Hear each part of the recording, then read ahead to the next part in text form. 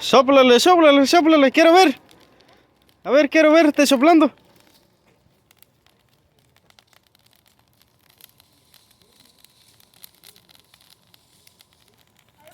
Eso.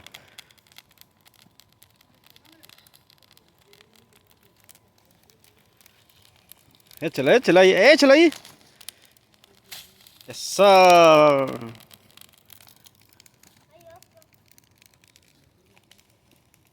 Acá el niño prendió su juego para quemar basura, dice. Que al niño le gusta mantener aquí limpio, dice. ¿Estás limpiando? ¿Sí? Eso. ¿Está haciendo humo? Ajá, está haciendo humo. Parece un clen. Sí, sí, cuando los clenes se llenen.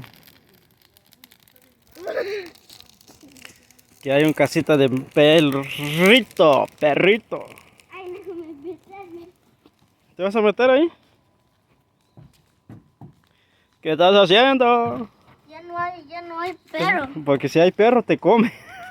Ay, pero eso miren allí, Mm, en abajo. sí, Ya no hay quien. ya no hay tren. Así estamos.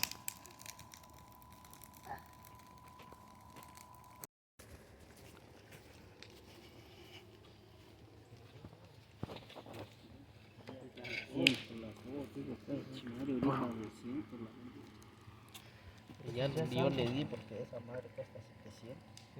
Oh. No, dice que estaba desesperado, ¿no?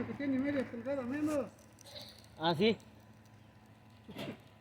Está igual, más gordo está.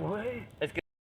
Y onda, mi gente, pues aquí hemos hecho un trabajo más y venimos a tumbar estos árboles porque la rama estaba ahí enfocado sobre la casa, estaba en peligro, pues si cuando llueve pues puede caer una rama sobre la casa y un accidente. Pues ya aquí terminando casi, aquí lleva el señor que va recogiendo la basura, pues la rama que cayó pues limpio, pues ya el cliente ha quedado pues contento. Pues ahora si llueve, si viene una tormenta, pues él ya no va a tener este problema con la rama. Pues que mira, pasa un alambre ahí lo descolgamos. Si la rama cae,